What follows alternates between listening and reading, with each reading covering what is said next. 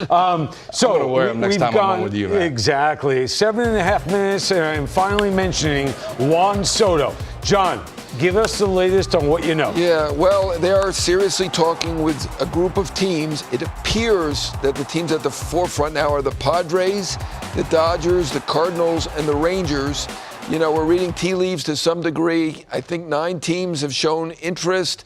Doesn't seem like the New York teams are really involved right now. Some of the other teams may not have the pieces, but certainly the Padres, very aggressive. They have a lot of good prospects. The Cardinals have a lot of good young players. Dodgers have more resources than anybody. And the Rangers have become one of the bigger spending teams, and they've been in the mix. I would think the Rangers, not really being in the heart of the race right now, would have a little bit less chance than the other 3 Padres, Cardinals, and Dodgers. Okay, so here's what I'm going to do. I'm going to throw this to you. Padres, okay? We're talking about the Padres outfield right now. Profar, Grisham, Mazzara, and Myers, right? None of these guys are having phenomenal years. Profar gets on base, but you're not talking about outfields with any of these teams that are overwhelming right now. Where do you like him for an individual team in need? Well, I like him out west in San Diego. The Texas Rangers are also a fun fit, and I think he can upset the balance and really do some special things for Chris Young and what he's building there to get in the AL West. But the NL West, the Dodgers have been the class of that division for some time now. Even back when I played in it, we were all chasing the greatness of what the Dodgers have been able to build.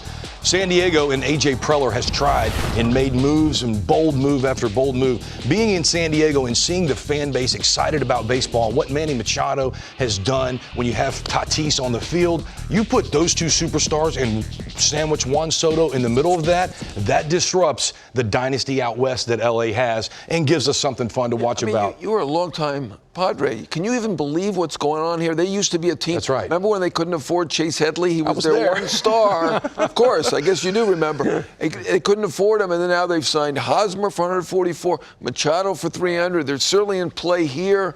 I mean, I think they're talking to about Ohtani as well. I mean, can you imagine? They've got more than 20,000 season tickets alone, and they're basically for that fan base. You know, so many years in 2004 to 5, 6, we were right in the mix and couldn't make a trade to make our team better. And as that's deflating. Now watching the Padres and having an emotional tie like I do, I would love to see Juan Soto in San Diego. And let me put a cap on this. When you're talking about those teams, right? Padres, Cardinals, Rangers, LA, I would think that the Cardinals may have the best pieces to move. A couple of guys are major league ready. They've been here before, and they also have some young guys. But this is going to be fluid. This is going to move around, as you well know, which is why you will not be sleeping. I will say that the Padres have some very high ceiling guys, a little more of a risk maybe. The Cardinals are more certainty, but, you know, you're trading a superstar. You want to be able to get a superstar back. So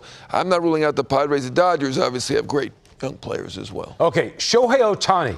I mean, the fact that we're even talking about this is kind of confusing to me.